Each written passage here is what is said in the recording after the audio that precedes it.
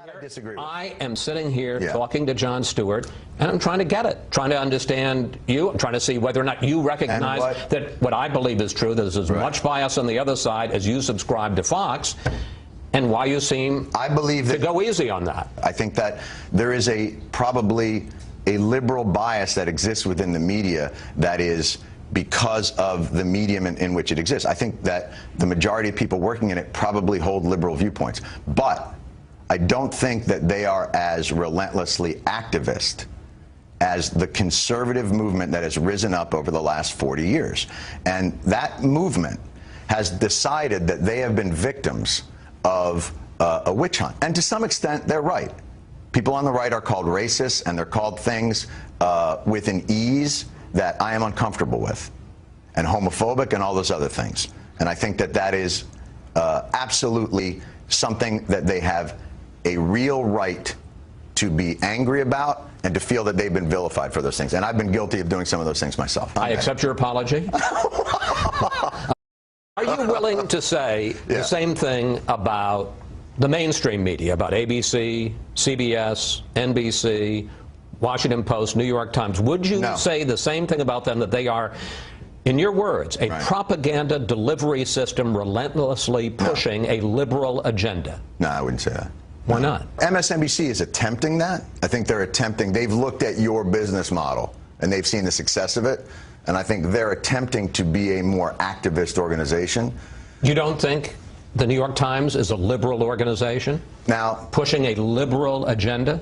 The New York Times, no. I think that they are to a certain extent. Do I think they're relentlessly activist? No.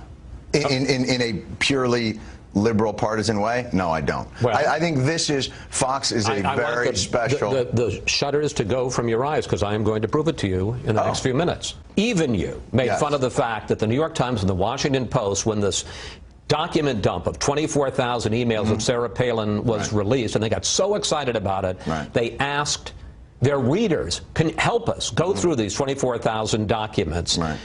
How do you explain the fact that they would do that? They would ask their readers to help them go through the Palin emails, inconsequential as they turned out to be, but they never said, help us go through the 2,000 pages of the Obama health care bill. Because I think their bias is towards sensationalism and laziness. I wouldn't say it's towards a liberal agenda. It's light fluff, so it's absolutely within the wheelhouse. I mean, if your suggestion is that they are relentlessly partisan, then why haven't they gone and backed away from Weiner? Now they've jumped into the Weiner pool with such delight and such relish, because the bias of the bias of the mainstream media. Oh, I'm not saying it's defensible, but the bias of the mainstream media is towards sensationalism, conflict, and laziness. I'll give you another example of this. Isn't you? This is the mainstream media. Here's Diane Sawyer. Diane Sawyer leading her program last year, announcing the new immigration law. Take a look. If a stranger walking down the street or riding the bus does not seem to be a U.S. citizen, is it all right for the police to stop and question him? Well, today the governor of Arizona signed a law that requires police to do just that. But that isn't what the law requires them to do. In fact, the law says the only way that you can stop somebody is as part of a lawful enforcement stop. You can't just say, hey, you're walking down the street exactly as she suggested. It has to be because there's a broken taillight, or they're loitering, or they're doing something else. Don't you think she should have mentioned that? Sure.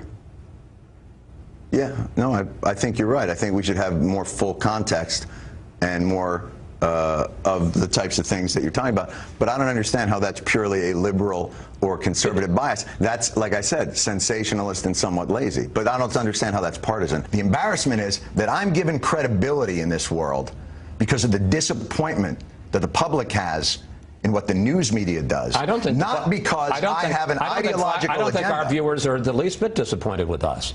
I think our viewers think, finally, they're getting somebody who tells the other side of the story. And One more example. Most consistently misinformed media viewers? The most consistently misinformed?